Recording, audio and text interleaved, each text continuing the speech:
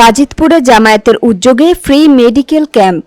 বিস্তারিত থাকছে কিশোরগঞ্জের বাজিতপুর থেকে জামাল উদ্দিনের প্রতিবেদনে। কিশোরগঞ্জের বাজিতপুর উপজেলায় বাংলাদেশ জামায়াতে ইসলামী বলিয়ারদি ইউনিয়ন শাখার উদ্যোগে ফ্রি মেডিকেল ক্যাম্প অনুষ্ঠিত হয়েছে। শুক্রবার সকাল 10টায় বলিয়ারদি ইউনিয়ন পরিষদ হলরুমে এ ক্যাম্পের আয়োজন করা হয়।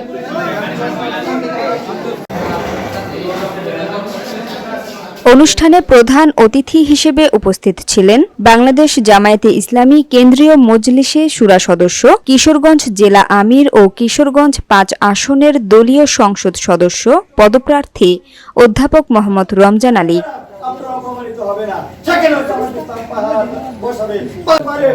এ সময় আরও উপস্থিত ছিলেন জেলা নির্বাচন বিভাগের টিম সদস্য আবু হানিফ, উপজেলা জামায়াতের আমির ডাক্তার ইয়াকুত আলী, সেক্রেটারি মাওলানা ডাক্তার মোবারকুল্লাহ, ইসলামী ছাত্র শিবিরের সভাপতি হিজবুল্লাহ, সাবেক সভাপতি এস.এম. মুস্তাকিম হাসান, ইউনিয়ন সভাপতি ইঞ্জিনিয়ার জাহান মিয়া, ইউনিয়ন সেক্রেটারি ডাক্তার হারিস খান আরিফ, শ্রমিক কল্যাণ ফেডারেশনের সভাপতি শাহাদাত হোসেন, ইউপি সদস্য আলামিন সহ স্থানীয় নেতৃবৃন্দ।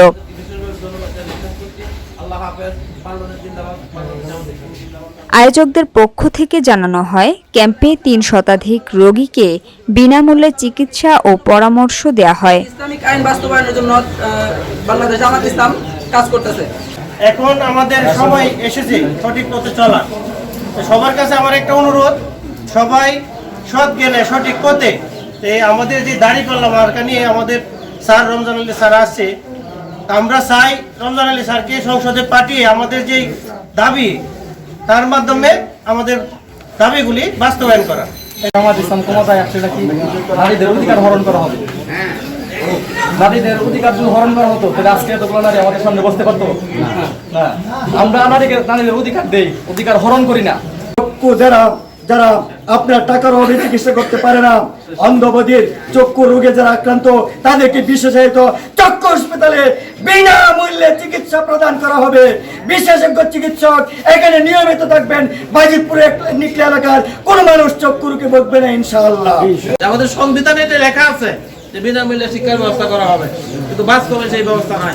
শুধুমাত্র প্রাইমারি স্কুলে বিনামূল্যে লেখাপড়ার ব্যবস্থা আছে, হাই স্কুলে, কলেজে, ইউনিভার্সিটিতে, মাদ্রাসায় এই বিনামূল্যে শিক্ষার ব্যবস্থাটা নাই।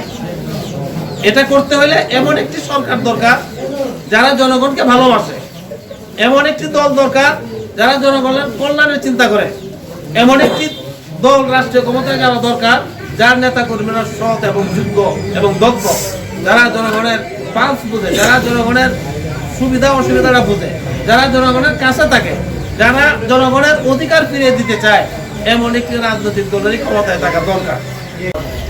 জনসাধারণের উপকারের জন্য চক্ষু চিকিৎসা রব্বুল আলামিন হক আপনার বড় নিয়ামত।